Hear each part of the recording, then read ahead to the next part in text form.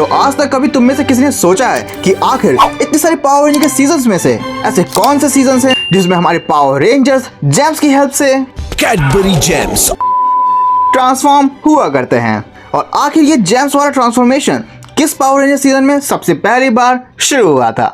तो अब तुम्हें ये चीज़ें और ज़्यादा सोचने की ज़रूरत नहीं है, क्योंकि आज यानी कि मैं तुम्हारा भाई फैक्ट राइट तुम्हारे इन सवालों का जवाब देने आया हूँ। But before starting this video please subscribe to this channel. तो सबसे पहली बार ये जेम्स वाली हरकतें पावर रेंजर्स जियो में हमें देखने को मिली थी, जिसमें ये रेंजर्स इन एंशिएंट क्रिस्टल की मदद से पावर रेंजर्स में ट्रांसफॉर्म हुआ करते थे।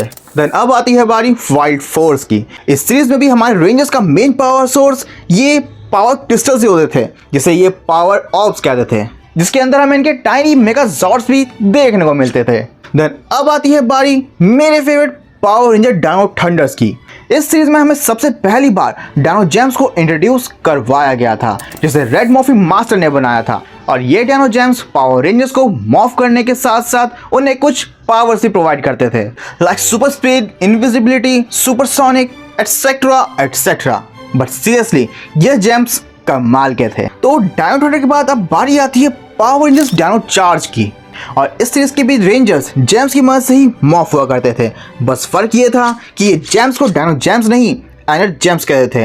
एंड हाँ, इस शो की एक खास बात और भी थी कि इसमें व्यूअर्स से ज्यादा रेंजर्स की तादाद कुछ ज्यादा ही थी। देन लास्ट में हम बात करेंगे पावर रेंजर्स कॉस्मिक फ्यूरी की, जिसमें रेंजर्स अपने जेम्स को कॉस्मिक ऑर्ब्स कहा करते थे, जिसे लेजेंडरी ब्लू रेंजर यानी कि बिली ने क्रिएट करा था। तो अब जाते जाते मेरा सवाल तुम सबसे है कि अगर तुम्हें इनमें से कोई भी एक जेम चूज करने का मौका मिलेगा तो तुम कौन सा जेम चूज करना चाहोगे? Drop your favourites in the comments.